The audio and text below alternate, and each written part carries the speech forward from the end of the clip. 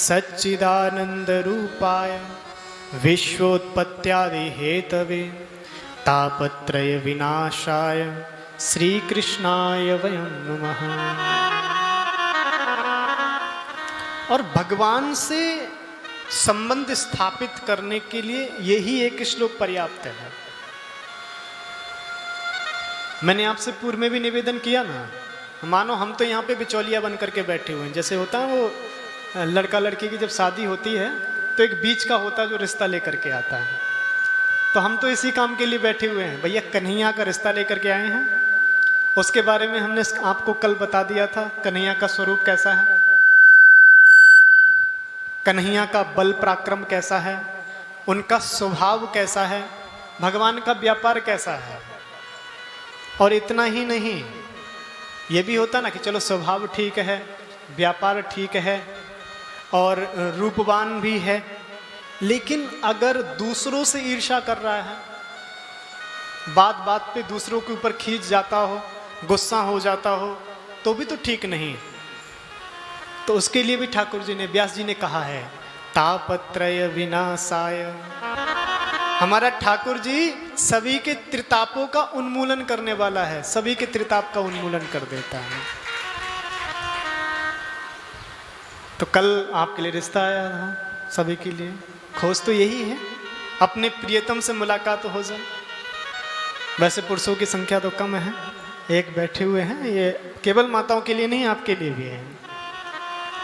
विज्ञान की दृष्टि से स्त्री अलग है, पुरुष अलग है, पर अध्यात्म कहता है भागवत कथा श्रवण करने के लिए, उसे अंतःकरण में बैठाने के लिए प्रत्येक साधक को स्त्री होना पड़ेगा। कैसे? क्योंकि स्त्री धारण करना जानती है, धारित की हुई वस्तु को विकसित करना जानती है और समय आने पर उसे डिलीवर करना जानती है। साधक में ये तीन विशेषताएं होनी अनिवार्य हैं। वह कथा सुने, धारण करे, फिर उसका मंथन भी करे, चिंतन भी करे, विकसित भी करे उस कथा को। और केवल सुने ही नहीं, केवल मंथन ही ना करे, अपने आचरण में भी लेकर के आए। ये तीन विशेषता होने, और तीन ये माताओं को सुविधाएं दी हुई है। तो इसीलिए प्रत्येक साधक को स्त्री भाव में होना चाहिए। वृंदावन में तो केवल ठाकुर जी को ही पुरुष माना जाता है। केवल कहते हैं भैया पुरुष को नहीं, यहाँ तो बांके बिहारी ही केवल पुरुष है। जब भक्त मीरा हाथ में करताल ली हुई भक्त मंडलियों के साथ नृत्य करती करती पहुंची वृंदावन धाम, बड़ा ही सुंदर बांके बिहारी का मंदिर बना हुआ था। जैसे ही मीरा जी उस मंदिर के अंदर प्रविष्ट होने के लिए आगे बढ़ी, बाहर द्वारपाल खड़े हुए थे, उन्होंने रोक लिया। कहाँ जा रही हो देवी? बोले ठाकुर जी के दर्शन करने जा रही हैं, अपने प्रियतम से मिलने जा रही हैं। कहा इस मंदिर में स्त्रियों का प्रवेश वर्जित है, यहाँ कोई स्त्री नहीं जा सकती। मीरा जी ने कहा अच्छा, अब तक तो हम यही सुनते आए थे कि वृंदावन में केवल एक पुरुष है और उसका नाम है बांके बिहारी, तो क्या आपके मंदिर में कोई और भी पुरुष रहता है? बोले हमारे यहाँ पीठासीन हैं, यहाँ के महंत हैं।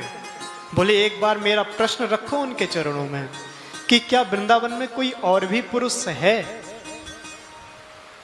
जैसे ही जाकर के कहा वहां के महंत से कि महाराज एक देवी आई हैं, वो कहती हैं जब स्त्रियों का प्रवेश नहीं तो आप अंदर क्या कर रहे हो, और अगर आप अपने आप को पुरुष मानते हो तो ठाकुर जी कौन हैं? क्योंकि यहाँ वृंदावन में केवल ठाकुर जी को पुरुष माना जाता है।